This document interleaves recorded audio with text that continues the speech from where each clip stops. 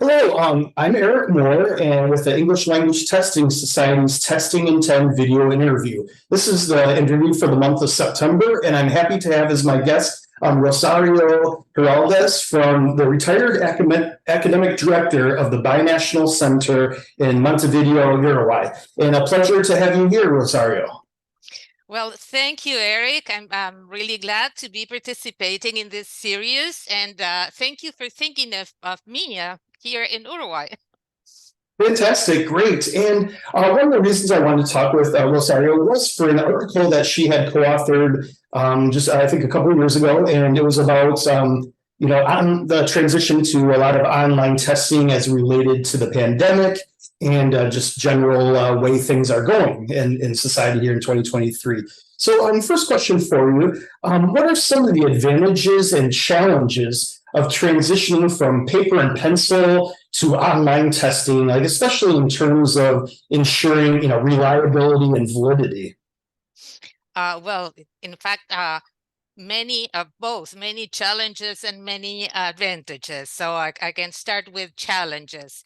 And something that we've noticed happening when transitioning from in-person courses to hybrid or online courses is that there's a tendency to replicate what happens in the in-person class to the online class. And many times it doesn't work because the environments are different.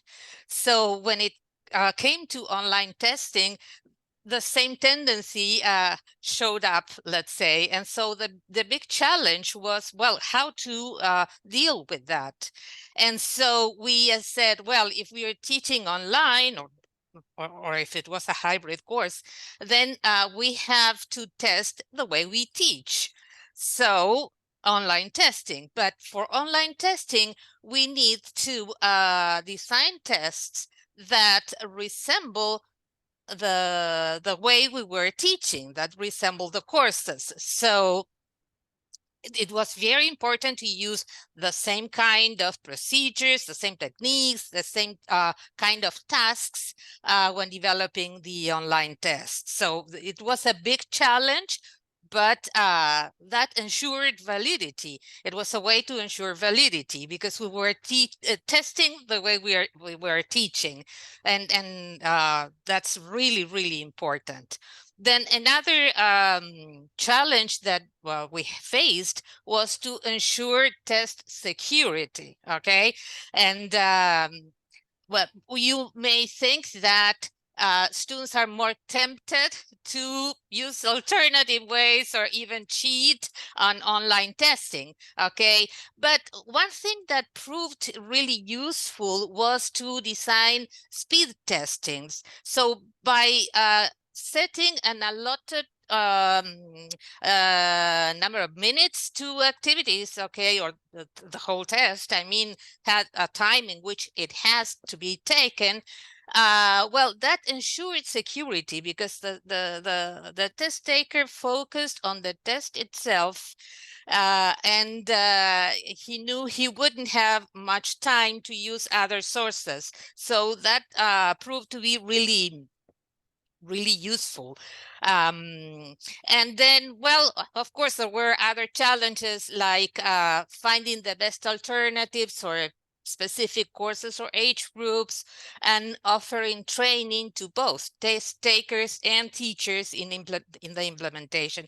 But there were many advantages, and one of them was to ensure the cornerstones of testing, like validity, okay, validity and reliability. If the test is valid, the scores are going to be reliable as well. And something else that happened is that the teacher felt relieved because the teacher felt that their jobs were being facilitated somehow.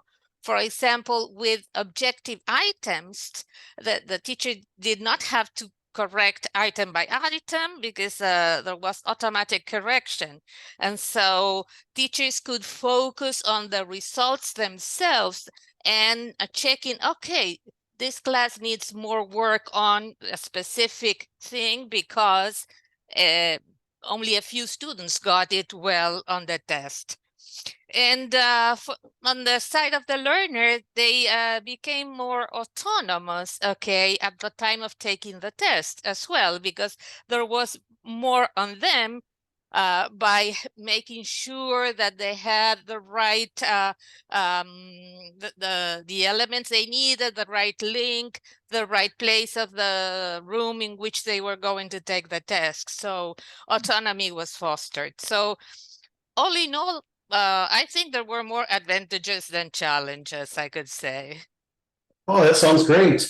Now, when we're doing this, there's a variety of online tools available when you're creating an online test. How did you decide, or how do you decide, which tool is best suited for a particular age group or course? Well, mainly what was used during the course, but yeah, age groups require maybe different means to be tested. And for example, for adults, learning management systems work really well, especially if they have been using it for their courses. And Moodle particularly, which is free and offers many opportunities to develop different types of tasks that students can take. And it proved really, really good for adults. Also for some teens, older teens, let's say, too. Then another alternative that we found was Google Forms. Google Forms have a feature that you can transform a form into a quiz. And again, it's very easy, very simple. It works well with younger students, younger teens, and maybe even older children. They just need to click on the link that you send them, and that's it. So they don't need to log in a platform, and it's easier for them to take. And then you can set the quiz to show the automatic responses if you want or not. You can keep that to yourself, but it's really good. And still something else that maybe of use is publishers platforms. Publishers developed some platforms or even some assessment tools that can be used. And so if you're using a textbook, probably that textbook will have some assessment tools that your students will be familiar with and can be used for classroom testing as well. Oh, great. So all in all, I think we've covered all age groups. Oh, yeah. Okay. So they have definitely a large variety. So in their seminal article, Bachman and Palmer emphasize the importance of accountability in test development. Could you elaborate on the challenges that are faced in, ensuring that online tests are both accountable and reflective of what the students have learned?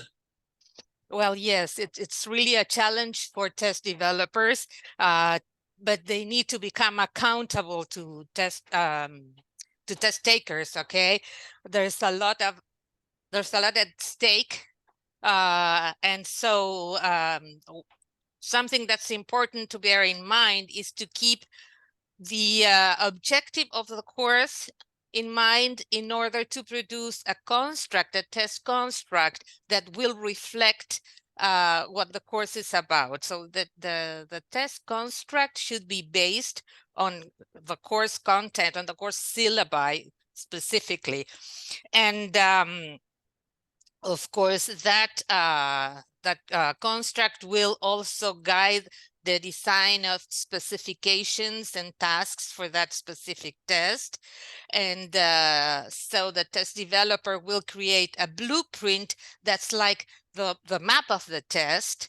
And the blueprint will specifically say how many tasks there will be and the kind of content and the kind of language that needs to be tested. That works really well for classroom tested, but also we need to bear in mind performance standards and performance standards for each proficiency level. And so those should be checked as well, okay? Maybe not for standardized testing. Those are the go-to thing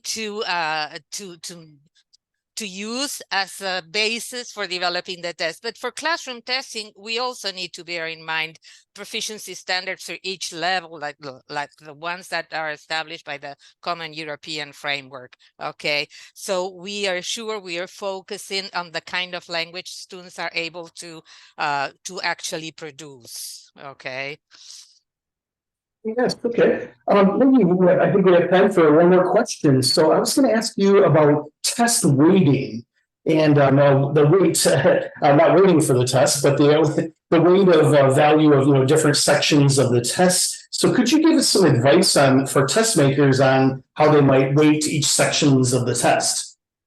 Well, the test construct will derive some other sources, as we said, specifications, and also rubrics. Okay, and rubrics are of utmost importance. The rubrics will let us know exactly the weight of each section. Okay, and to decide the weight of each section, we are going to see, well, the construct will let us know which is more important, because that will derive from the course content, from the course syllabi. Okay, if there was one skill more emphasized for this specific course, that should be reflected into the test as well. Okay, for example, for a conversation course, we are not expected to test writing, because writing was not part of the course. But when all the areas are practiced in a course, well, we need to decide, okay, which was the emphasis of this course, and that should take the higher weight, let's say. Okay, and then, of course, the rubrics will specify each skill, the weight of each skill. The rubrics will also specify the number of tasks to include and the number of items to include in each task. Okay, and then the assigning the relative weight to each task will give us the overall weight for the test, but it should reflect the importance we assigned to each skill for the course. It should be like a mirror. Okay. Great. Well, I believe that's all the time we have today. It's been a great pleasure to host you, Rosario. So, Rosario Giraldez, the former academic director at the Binational Center in Montevideo, Uruguay. And I wanted to also thank the ITEP Company of Tests for sponsoring this interview today. And so thank you so much again, Rosario, for being part of this today. Thank you, and thanks ITEP too. Thank you.